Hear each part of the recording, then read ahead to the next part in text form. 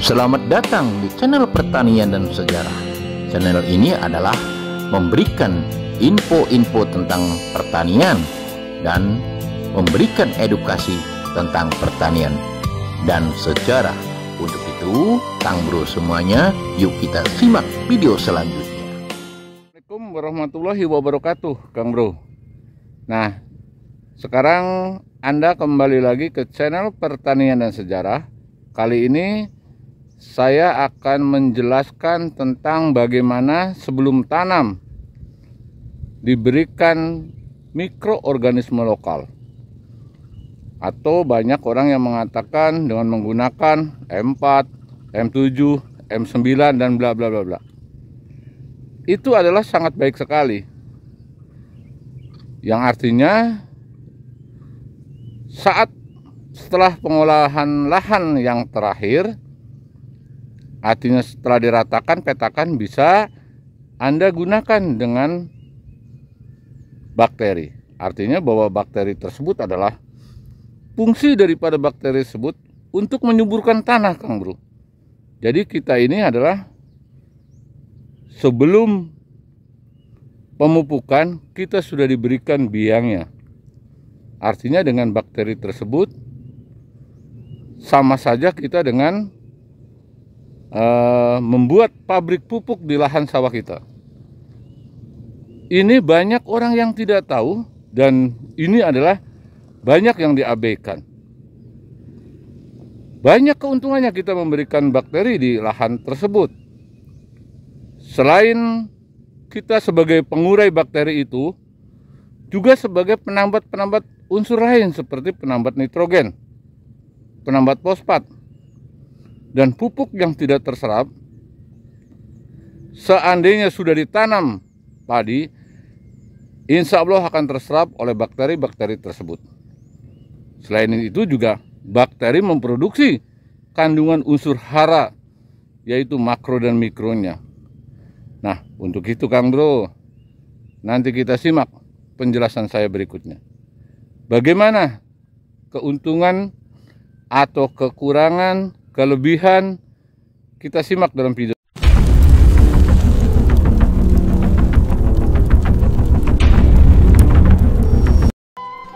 Sebelum padi ditanamkan dengan lahan seperti ini, Kang Bro sebaiknya berikanlah mikroba atau semprotkan mikroba ke seluruh area pesawahan atau lahan yang akan ditanam padi, Kang Bro. Apalagi lahan seperti ini awalnya semacam jerami, itu bisa diratakan. Sebaiknya Kang Bro, jerami itu alangkah baiknya jangan dibakar. Jadi kita ratakan. Setelah kita ratakan, akhirnya jerami terpendam, kita berikan mikroba. Dengan adanya renik tersebut yang terkandung di dalam tanah dan diberikan mikroba, itu akan cepat terurai. Apalagi mikrobanya yang lebih daripada 4 bakteri atau 5 bakteri. Itu yang saya harapkan, Kang Bro. Ini adalah sangat waktu yang tepat. Setelah kita traktor mungkin beberapa hari dan tanah itu sudah mengendap dan ada air sedikit. Nah, kita alangkah baiknya seperti itu, Kang Bro. Pemberian mikroba sebelum ditanam. Nanti kita ada yang sesudah ditanam, Kang Bro. Bagian 1 sebelum ditanam, sekarang sudah ditanam. Artinya berkelanjutan. Kenapa kita memberikan mikroba sampai 2 kali? Yang dikhawatirkan tanah tersebut adalah 1, bahan reniknya kurang, dan yang kedua, banyak kandungan-kandungan bakteri negatif atau bahan-bahan kimia yang tidak bersahabat dengan tanah tersebut. Jadi di saat selain untuk kepada tanah dan juga bisa untuk mempercepat setelah tanam seperti ini adalah mempercepat pertumbuhan daripada tanaman padi itu sendiri, Kang Bro. Nah, itulah kelebihan daripada kita memberikan mikroba kepada tanah kita atau kepada lahan kita seperti ini. Nah, ini apa yang saya katakan tadi adalah sama saja kita membuat pabrik pupuk di lahan kita sendiri. Ini tidak rugi, Kang Bro. Kang Bro bisa dibandingkan bahwa mikroba yang betul-betul ditemukan oleh para ilmuwan di dunia ini, terutama di dunia pertanian, ini tidak bohong, Kang Bro. Ini kenyataan.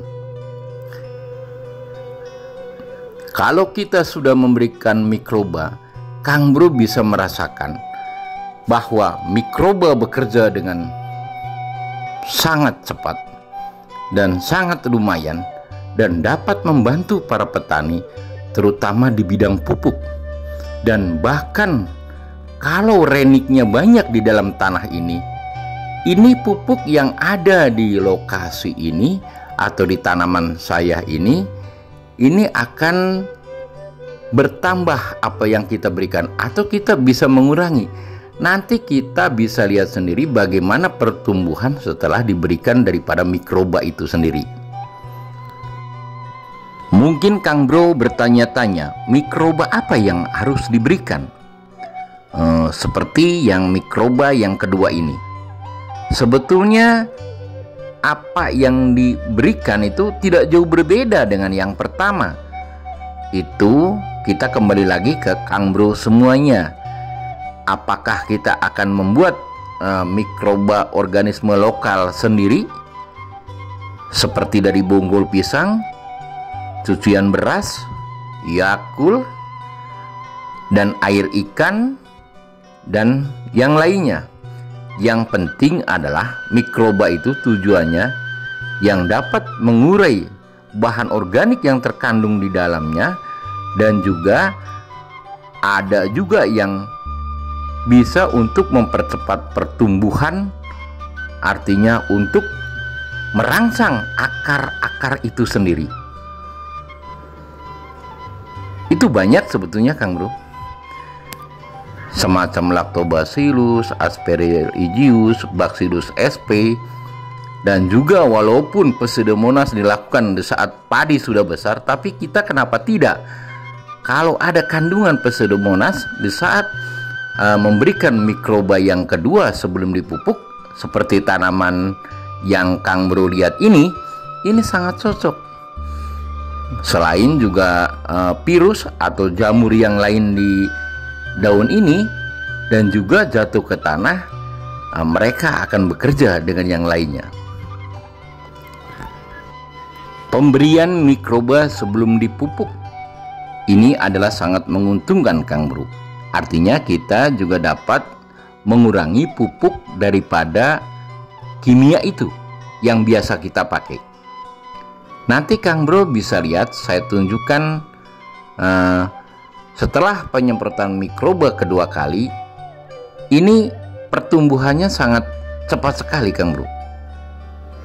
Jadi kita memberikan mikroba itu tidak rugi, dan ini adalah menguntungkan. Keduanya, biasanya petakan itu atau kotakan sawah itu gatal-gatal. Kalau kita disemprotkan dengan mikroba tersebut atau mikroba organisme lokal yang diorientasikan kepada pembena tanah, itu akan lebih mantap, Kang Bro. Ini adalah salah satu contoh yang tadi saya katakan. Dan ini sudah dipupuk 2 hari yang lalu. Mungkin Kang Bro tahu sendiri kalau dipupuk 2 hari yang lalu itu penyerapannya, kalau kita tidak diberikan mikroba, ini agak lambat lah.